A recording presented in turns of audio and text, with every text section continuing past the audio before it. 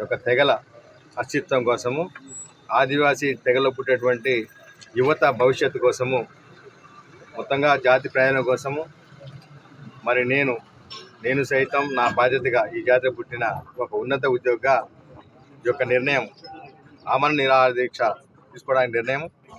గత 10 సంవత్సరాలుగా ఈ జాతి ఎదుర్కొంటున్నటువంటి సమస్యలపైన ప్రత్యక్షంగా అన్ని ప్రాంతాలను పరిశీలిస్తూ ప్రజా పోరాటము ఒక పక్క న్యాయ పోరాటము, అదేవిధంగా రాజకీయ నాయకుల ద్వారా రాజకీయ పోరాటము, అదేవిధంగా మా సంస్కృతికి సంబంధించినటువంటి వేల్పులు కావచ్చు, 9 తెగల దేవతల తరఫున సాంస్కృతిక పోరాటం, ఇట్లా 4 పోరాటాల్లో పాల్గొంటూ 9 తెగల యొక్క ప్రజలందరి అభిమానంతో, వారి యొక్క మద్దతుతోటి ఆదివాసీ 9 తెగల జాయింట్ యాక్షన్ కమిటీగా చైర్మన్గా కూడా పనిచేస్తూ మరి 2025 సెప్టెంబర్ 28న భద్రాచలం ధర్మయుద్ధం మొదలుపెట్టుకొని అటు నల్లమల్లో చెంచులతోటి కావచ్చు, ఆదిలాబాద్లో కావచ్చు, కొండరేట్లతో కావచ్చు, ఈ ప్రాంతం ఆ ప్రాంతం లేకుండా రాష్ట్రం అన్ని ప్రాంతాలు తిరుగుతూ మరి మొన్ననే ప్రపంచ ఆదివాసీ దినోత్సవానికి మరి సాంస్కృతిక ర్యాలీ కూడా నిర్వహించి అసలైన ఆదివాసీలు మేమే వలస వచ్చినటువంటి గోరు బంజారా వల్లే గత 50 సంవత్సరాలుగా మా యొక్క ఆదివాసీ 9 తెగలు దోపిడీకి గురైతేనే విద్య, ఉద్యోగాలు, రాజకీయాలు, భూములు,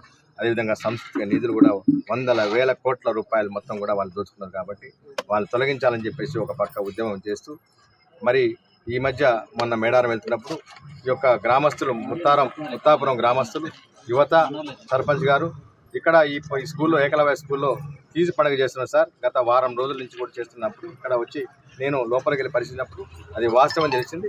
ఇక్కడ ఉన్నటువంటి సిబ్బందిని మరి పూర్తిగా అడిగి వారిని మందలించి మరి కరెక్ట్ కాదు కదా, విద్యా సంస్థలు ఈ రకంగా ఒక కులానికి చెందినటువంటి పండుగలను మీరు ఎట్లా వారం రోజుల పాటు నిర్వహిస్తారు, మీరు ఏ జీవో ప్రకారం నిర్వహిస్తారని చెప్పి నిలదేగా మా తప్పైపోయిందని చెప్పి మమ్మల్ని క్షమించాలి, మేము మరి ప్రొబేషన్ పీరియడ్లో ఉన్నాము, మేము కొత్తగా జాయిన్ అని చెప్పేసి తప్పు ఒప్పుకున్నటువంటి మరి అన్ని ఆధారాలు కూడా మేము సంబంధిత అధికారులు కూడా అందజేసాము.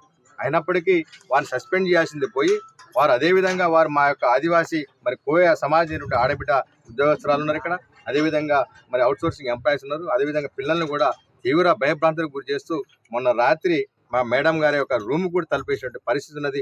నిన్న రాత్రి మా పిల్లల పైన దాడికి కూడా ప్రయత్నించిన పరిస్థితులతోటి మరి ఈ యొక్క నిరాహార దీక్షని మరి ఈ యొక్క అమరణ దీక్ష చేసినాం. అదేవిధంగా ఈ యొక్క చిన్న సమస్య అనుకుంటారు కానీ దీని వెనక తవ్వుతూ పోతే ఇప్పుడు మేము అనుకున్నాం కదా, అది కలుగులో ఒక పందికొక్కుంది పట్టుకుందాం అనుకుంటే లోపల పెద్ద పెద్ద అనకొండలాగా ఉంది. అంటే ఏఎంఆర్ఎస్ వ్యవస్థనే మొత్తం రాష్ట్రంలో 23 స్కూళ్ళు ఉంటే 23 స్కూళ్ళలో ఉన్నటువంటి మరి విద్యార్థుల అడ్మిషన్స్ మొత్తం కూడా ఒకే ఒక వ్యక్తి కంట్రోల్లో పోయింది మొత్తం కూడా.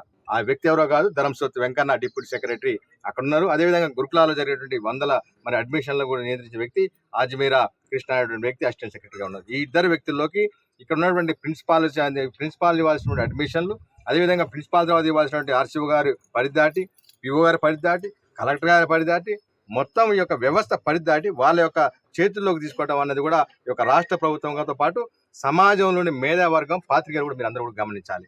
ఎందుకంటే ఒక వ్యవస్థ అన్నప్పుడు, ఒక స్కూల్ అడ్మిషన్ అన్నప్పుడు మనం గతంలో అందరం చదువుకున్నాం, మనం ఎక్కడ ఎవరు అడ్మిషన్ ఇస్తారండి, ఇవన్నీ పోయి వాళ్ళ సామాజిక వర్గానికి చెందినటువంటి వ్యక్తుల చేతిలో పెట్టడం వల్లనే ఈ రోజు ఇటువంటి పరిస్థితులు వచ్చినాయి. కాబట్టి దీనిపైన తక్షణమే మరి విద్యాశాఖ మంత్రి ఇప్పుడు ఎవరు ఉన్నారంటే గౌరవ ముఖ్యమంత్రి రేవంత్ రెడ్డి గారు, వారిపైన మాకు ప్రగాఢమైన నమ్మకం ఉంది. కాబట్టి తక్షణమే వారు ఇటువంటి ఈఎంఆర్ఎస్ అక్రమాలపై మరి తక్షణమే ఒక జ్యుడిషియరీ కమిషన్ వేయాలని చెప్పి మేము ప్రధానంగా డిమాండ్ చేస్తున్నాం.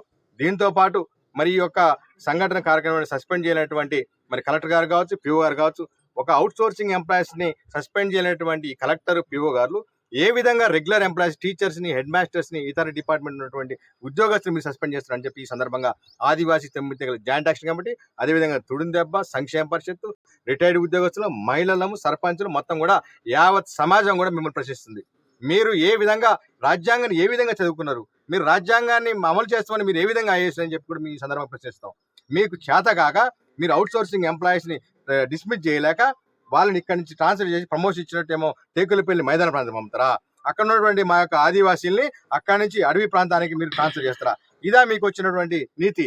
ఇదా మీరు నేర్చుకున్నటువంటి సిద్ధాంతం? ఇదా మీ యొక్క రూల్స్, రెగ్యులేషన్స్? కాబట్టి మీకు తెలియదు, కాబట్టి మీరు అన్ఫిట్, కాబట్టి మీకు అడ్మిషన్ లేదు, కాబట్టి చేత కావట్లేదు. కాబట్టి మీరు ఇద్దరిని కూడా కలెక్టర్ గారిని, అదేవిధంగా పిఓ గారిని ఇమీడియట్గా గవర్నమెంట్ వీళ్ళిద్దరిని కూడా ట్రాన్స్ఫర్ చేయాలి. వీళ్ళిద్దరు పనికిరారు. మా ఏజెన్సీ ప్రాంతాల్లో ఏజెన్సీ చట్టాలు తెలియదు వీళ్ళకి, ఏజెన్సీ షెడ్యూల్ భూగాలు తెగల యొక్క సంస్కృతి, సాంప్రదాయాలు, వాళ్ళ పిల్లల భవిష్యత్తు తెలవకుండా కేవలం షోపుటకులాగా ఏదో ఒక పండగ పోవటం, చప్పట్లు కొట్టించుకోవటం, లేకపోతే ఒక పుస్తకం తీయటం, రిలీజ్ చేయడం, చప్పట్లు కొట్టించుకోవడం, ఇది కాదు. మాకు కావాల్సింది, మా పిఓ కావాల్సింది ఒక విద్యాసాగర్ లాంటి పిఓ కావాలి, ఒక బిడి శర్మ లాంటి పిఓ కావాలి, ఒక గిరిధర్ లాంటి పిఓ కావాలి, ఒక ప్రవీణ్ ప్రకాష్ లాంటి పిఓ కావాలి. మా పిల్లలకి చదువు నేర్పేటువంటి పిఓలు కావాలి, మా పిల్లలు చదువుకునే పిల్లలకి ఉద్యోగాలు ఇచ్చినటువంటి పిఓలు కావాలి, ఒక కలెక్టర్లు కావాలి. కానీ ఇటువంటి గోరు బంజాలకు ఒత్తాస పలికేటువంటి పిఓలు కలెక్టర్ ఉంటే మాత్రం ఖచ్చితంగా మేము ఒక పిలిపిస్తే కలెక్టరేట్లని ఐటీఐలను కూడా ముట్టడానికి పెద్ద సమస్య కూడా పడుతుంది. ఇప్పటికే ఐటీడీఏ ముట్టలు 7 అయింది, రేపో మాపో మరి ఉట్టూరు అవుతున్నది.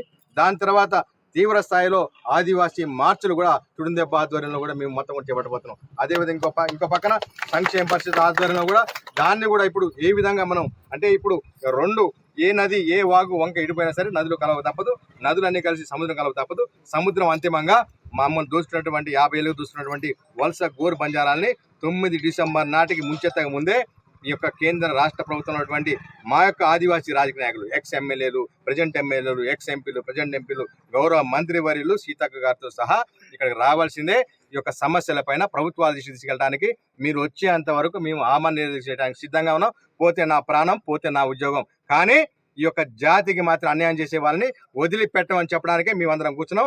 రేపు మాపు ఇంకా వందలాది వేలాది మంది కూడా రాబోతుందని చెప్పి చేసుకుంటూ ఈ యొక్క మరి విషయాన్ని పాత్రికేయ మిత్రులు సమాజానికి, బయట ప్రపంచానికి, బయట మేధావర్గానికి మీరు తెలియజేయకపోతే ఆ వలస వచ్చినటువంటి వారు గంజాయి మత్తులో, మందు మత్తుల్లో మన యొక్క ప్రిన్సిపాల్ని, విద్య బోధించే గురువులను చంపేటువంటి సంస్కృతి వచ్చింది. దీన్ని అరికట్టాలంటే పాత్రికేయ మిత్రులు దయచేసి ఈ యొక్క అమాయక ఆదివాసుల యొక్క మరి మా బాధని, ఆక్రోశాన్ని మీరు చూడండి.